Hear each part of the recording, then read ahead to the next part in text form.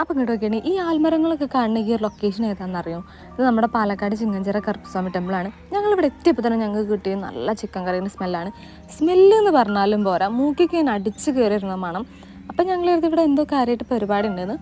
അങ്ങനെ പൂജാരിയാണ് പറഞ്ഞത് പരിപാടിയല്ല, ഇവിടെ ഓരോരോ ഫാമിലീസും ആടിനെയും അതേപോലെ കോഴീനെയൊക്കെ നേർച്ച കൊടുത്തിട്ട് അവിടെ തന്നെ വെട്ടി വെച്ചുണ്ടാക്കി കഴിക്കുകയാണ് ചെയ്യുന്നത്. അതിൻ്റെ സ്മെല്ലാണ് ഞങ്ങൾക്ക് കിട്ടിയത്.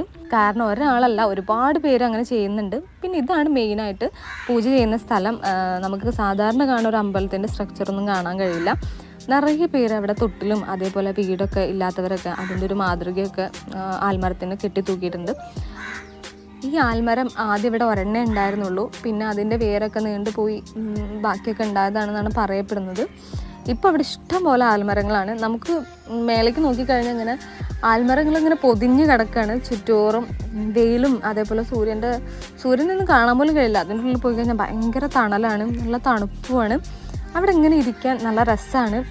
മാത്രമല്ല ഒരുപാട് സിനിമകൾ ഷൂട്ട് ചെയ്ത സ്ഥലം കൂടിയാണ്. സിനിമകളായാലും പിന്നെ സോങ്സ് ആയാലും ഒക്കെ ഈ ഒരു ലൊക്കേഷനിൽ ഷൂട്ട് ചെയ്തിട്ടുണ്ട്. നിങ്ങൾക്ക് പോയി കഴിഞ്ഞാൽ മനസ്സിലാവും അത് എത്രത്തോളം വൈഡായിട്ടാണ് ഈ ആൽമരങ്ങൾ കിടക്കുന്നതെന്ന്. പിന്നെ ഇതാണ് ഞങ്ങൾ പറഞ്ഞ ആ ഒരു കുരുതി കൊടുക്കുന്നൊരു സ്ഥലം. അതും നമ്മൾ ആലിൻ്റെ ചൂട്ടിൽ തന്നെയാണ്. അതൊക്കെ കഴിഞ്ഞിട്ട് നേരെ പോയിട്ട് ഇതാ ഇവിടെയാണ് വെച്ചുണ്ടാക്കി കഴിക്കുന്നത്.